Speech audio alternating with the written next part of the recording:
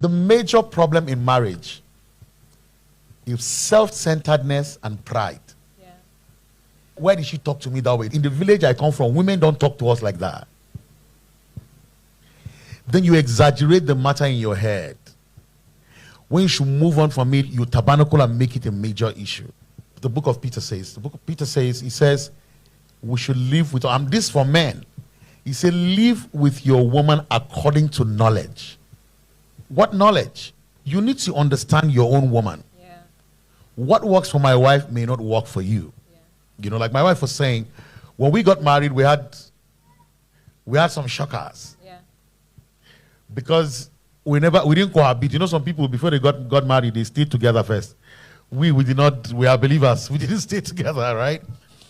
So when we got married, the first shocker for my wife, it was a shocker for her and it was a shocker for me. Is that, look at me, you know that I love food. Yeah. Okay, so I should not be saying I love food anymore.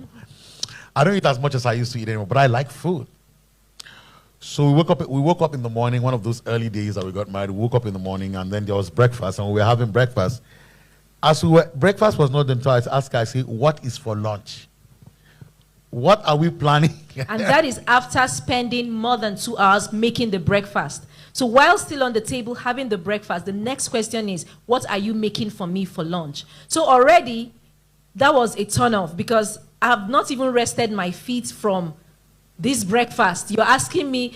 He said, no, don't get offended. I'm just asking. I like to plan. So I'm planning ahead now for lunch. And the same thing will happen during lunch. Once we are done having lunch, he's asking me, what are we having for dinner? So practically, you have to live in the kitchen. And for me, I could eat once a day. I'm not a food person. Now, let me ask you guys. How many of you think that there is something wrong with making breakfast, lunch, and dinner? It's normal, right? No, I'm trying to get at something, all right? It's not normal in a home. Why do we have, it's not 3 square meals. What the point I'm trying to make is that some of you grew up in houses where your mother made breakfast, lunch, and dinner, right? Yeah. How many of you grew up in that kind of house? Yeah. But you see, because you grew up in that house, it's a normal thing for you. Yeah.